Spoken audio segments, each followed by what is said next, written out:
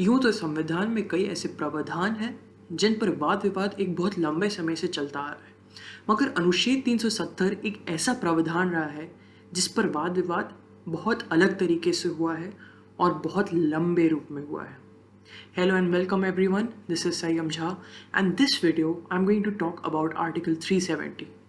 Now, before I begin this video, I would like to make this very clear that all of which I'm going to talk about today is not political or intended to be political in any matter, in any way, or to hurt any political sentiments of any single individual.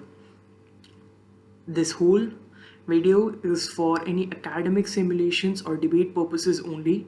And if you are appearing or you are participating in an MUN or a debate, you may use this video for that.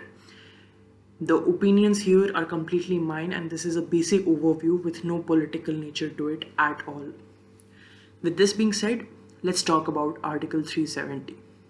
Now, Article 370 and the historic move of deleting that provision from the Indian Constitution took media by surprise, right?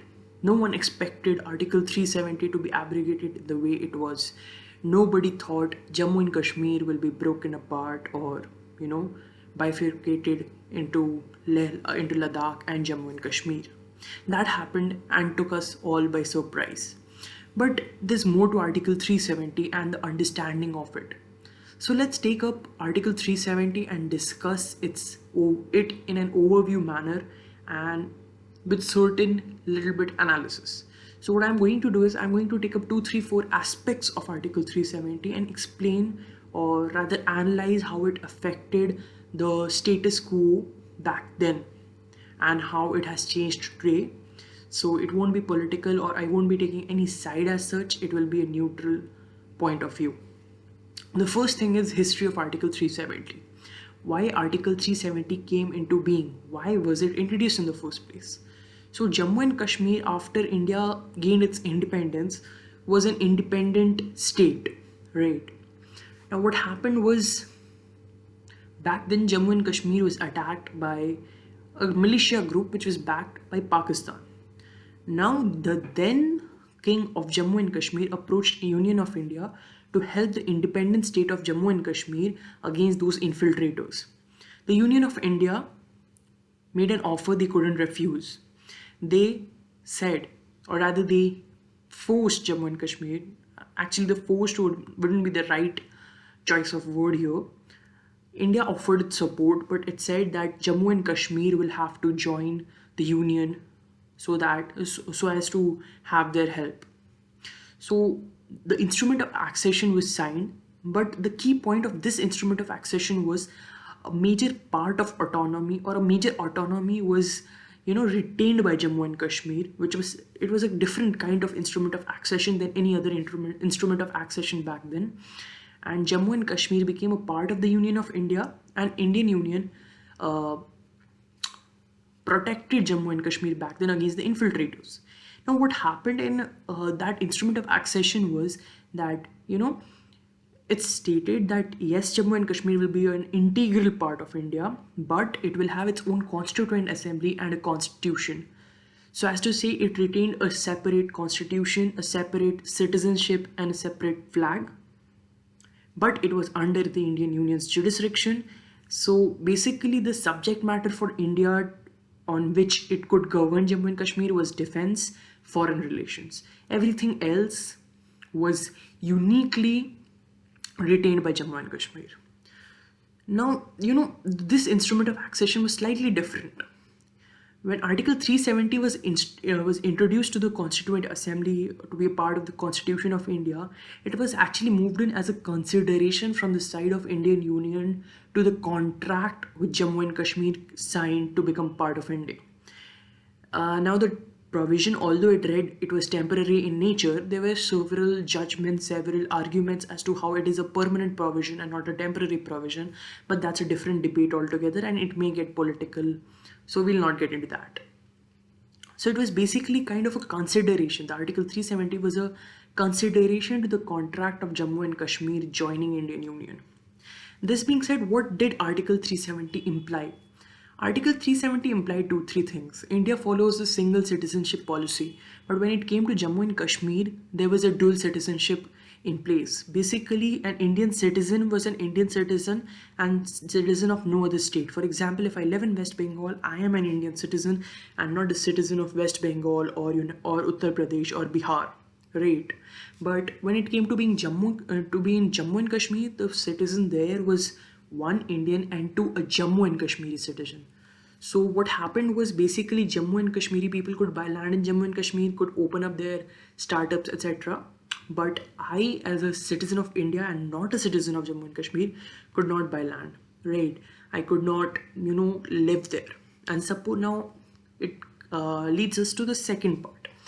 This is also part of debate as to why Article 370's abrogation was the right move or may not be. It's a disputed debate topic altogether. But what happened was when a Kashmiri girl, right, a woman, married a man who was not a resident of Jammu and Kashmir. For example, if XYZ is a Kashmiri girl who marries a man who is a citizen of India, lives in Bihar or UP or Gujarat or any other state for that matter, and is not a citizen of Jammu and Kashmir, then that girl cannot retain that property of hers if she has any in Jammu and Kashmir or give it to his husband. It won't move on to his husband.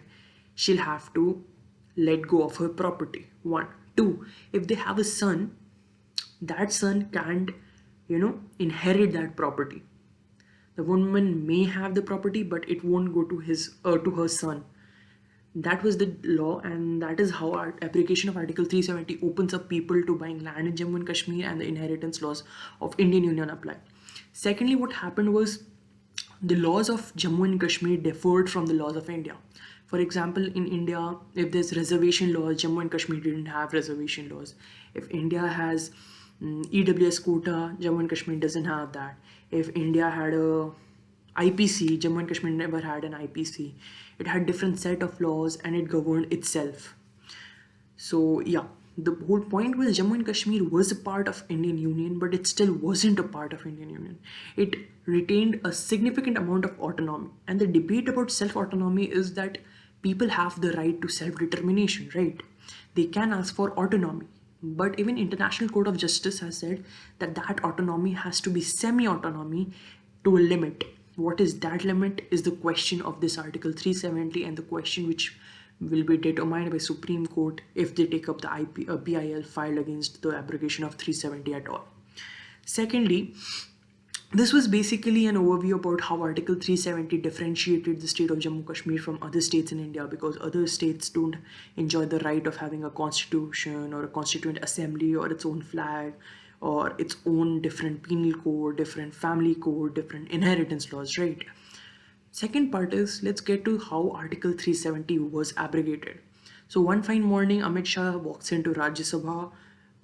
The night before, he calls in or moves in a lot of armed forces to Jammu and Kashmir, imposes a curfew, takes politicians into house arrest, and then there's a State Reorganization Act and a constitutional amendment, and 370 is no more. Now, technically speaking, Article 370 still exists in the Constitution. There's one clause of it which is retained, but that's technicality and not reality. However, what I feel is that the implementation of this government is something very weak.